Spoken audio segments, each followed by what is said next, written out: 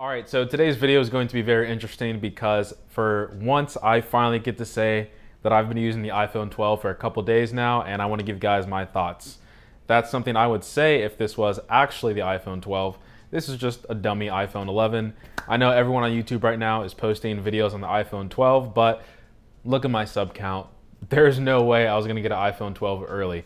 But today's video is going to be a follow-up of the MagSafe unboxing that I did earlier this week. That video got torn apart by a lot of people, and I think there was just a lot of disconnect from what people were seeing and my perspective. So I just wanted to clear the air, if you guys are old enough to remember that, on what I was thinking about the product, and also clarifying some of the questions and most of the comments that I saw on that video.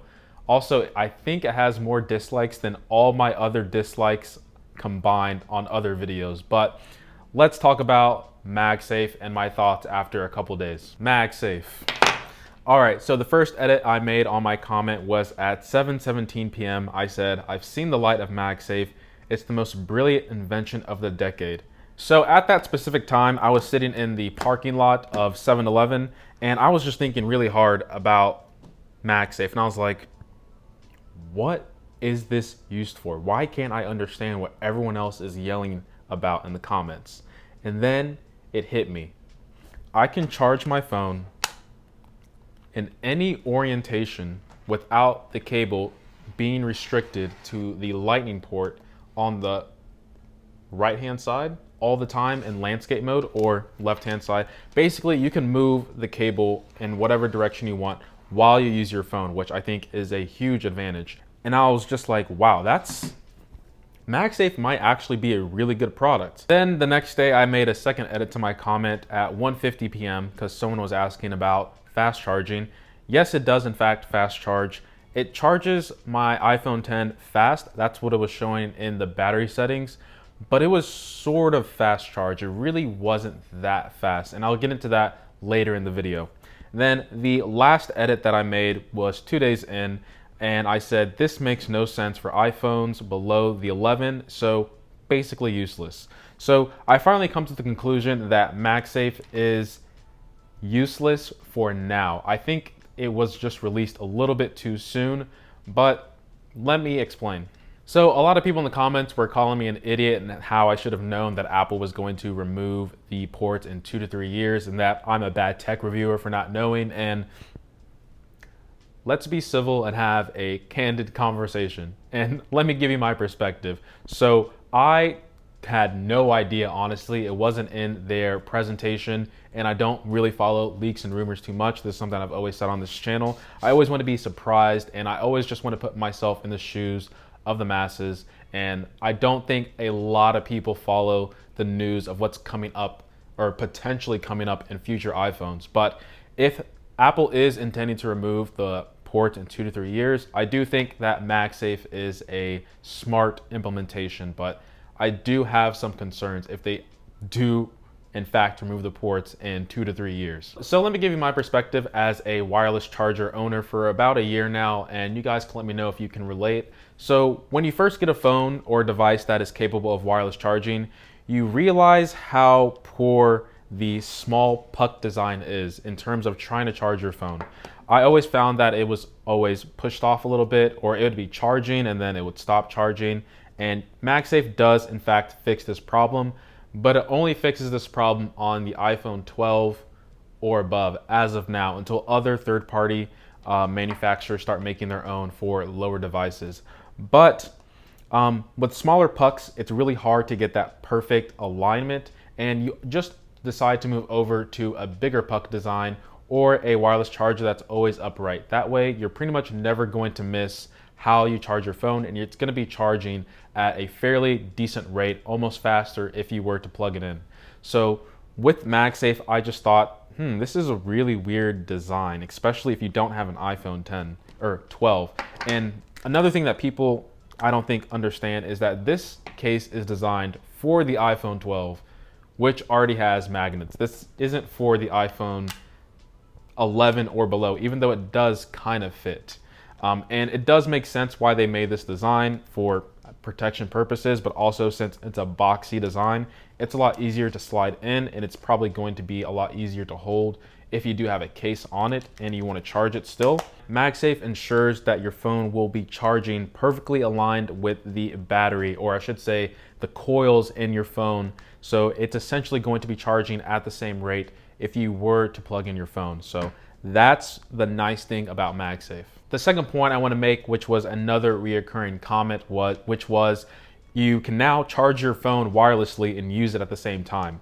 And as a wireless charger owner, that has never crossed my mind. If I wanted to wireless charge my phone, it's because, at least for me, I'm trying to be more productive. If I want to pick up my phone while it's wireless charging, the consequence is that I can't get more battery life out of it. It's not going to be charging anymore. And if I wanted to use my phone while it was charging, well, I would just use the port that's on the bottom. And that's what is really confusing for MagSafe for me. And you see, the other problem is the iPhone 12 also still has a port on the bottom.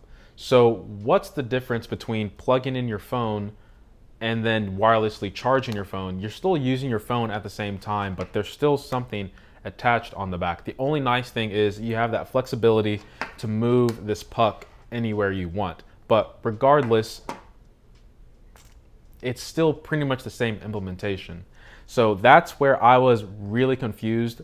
Like I said, if there was no port, that would make sense, but the iPhone 12 still has a port. So third and finally, I think this is just because we've been preconditioned of what MagSafe is supposed to be, and it's very different from the laptop implementation. You see, with MagSafe from a laptop perspective, when a cable gets knocked, your device is fine. Makes sense. This implementation, since your device is much smaller and lighter, when the cable gets knocked, your phone is going with it. In terms of marketing, I think this should be named something else like MagSafe 2, but obviously this is meant to be used as a regular cable, so we have to restructure the way we think of MagSafe.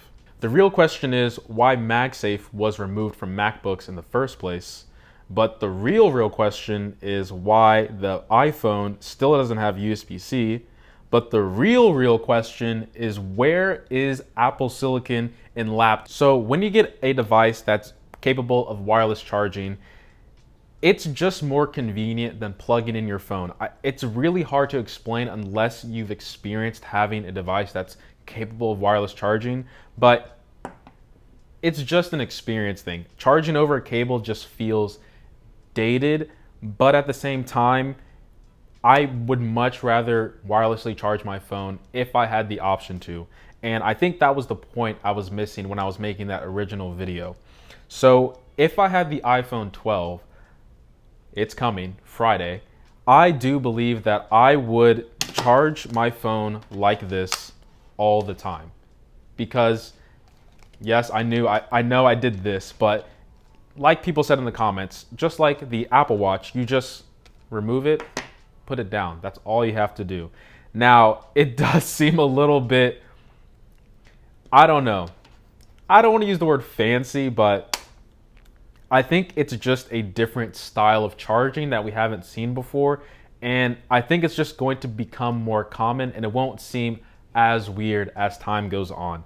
It's a good implementation. I do think it could be improved upon in a couple of years. The biggest issue that I have right now is data transfer.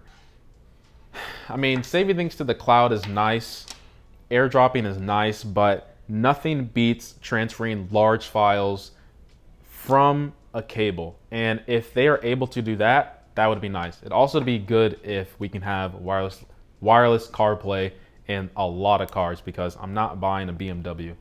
God forbid I buy that car. It's way too expensive. So here are some of the smart implementations you guys had for MagSafe that I want to read out loud. So you can Velcro or add adhesive to the back. That way the magnet case for future smartphones, it will always be perfectly aligned whenever you put it down, and whenever you need to pick it up, you're good to go.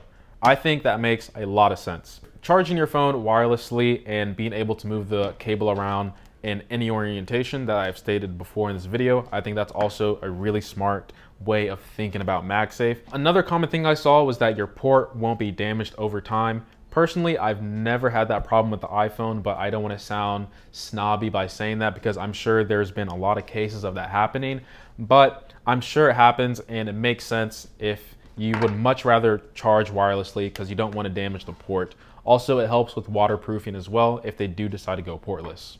The last thing I put on this list was to avoid putting USB-C on the iPhone to force consumers to buy the lightning cable to USB-C to maximize their profits. I might be reaching for that one, but all does make sense if Apple is trying to remove the port. It's going to be a very interesting period of time when that does in fact happen, because Apple was the first to remove the disk drive and then the aux port, and then they were also the first to like get rid of all the ports on laptops and go straight to USB-C.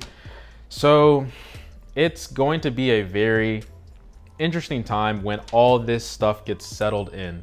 So hopefully you guys did enjoy this follow-up video. Like I said, I will have the iPhone 12s coming in later this week. I'm also thinking of doing a giveaway, an international giveaway if possible, depending on logistics. Yep, that's the right word.